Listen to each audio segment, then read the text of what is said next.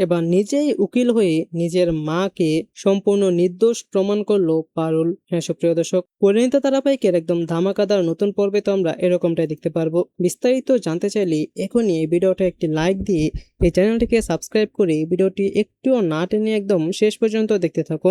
পরিণীতা ধারাবাহিকের একদম নতুন পর্বে তো আমরা সবাই দেখতে পারবো যে জজ সাহেব আদালতে সকলের সামনে রায় ঘোষণা করে বলতে থাকে যে এই আদালত ভয়ঙ্কর ক্রিমিনাল গায়ত্রী রয় ওরফে আম্মারকে যাবজ্জীবন কারাদণ্ড দিচ্ছে। আর অন্যদিকে আমরা দেখতে পাই যে সংযুক্তা ম্যাডাম বলতে থাকে যে চারটা পুলিশের মার্ডার, খুনের দায় ওর ওপরে, ওকে তো কেউ বাঁচাতে পারবে না, গায়ত্রী তো একদম ফিনিশ। আর অন্যদিকে আমরা দেখতে পাই যে পারুল রায়ানকে বলতে থাকে যে আমার মা খুনি নয়, এটা পুরোটা একটা ষড়যন্ত্র বটে। এর মধ্যেই আমি মাকে নির্দোষ প্রমাণ করে সসম্মানে বাড়ি ফিরে নিয়ে আসব।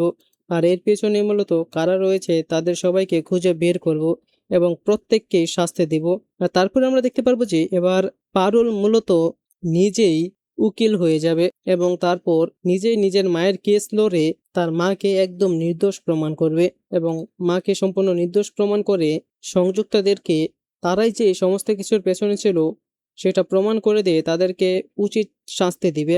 তো সুপ্রিয় দর্শক, আপনারাও চান তো যে এরকমটাই হোক, পারুল নিজেই তার মায়ের কেস লড়ুক এবং কেসটি জিতে যাক। তো আপনারাও যদি এরকমটাই চেয়ে থাকেন তাহলে সেটা নিচে কমেন্টে জানিয়ে দিন এবং এরকমই প্রতিদিনই সব আপডেটগুলো সবার আগে পেতে চাইলে এখনই আমাদের এই চ্যানেলটিকে সাবস্ক্রাইব করে দিন।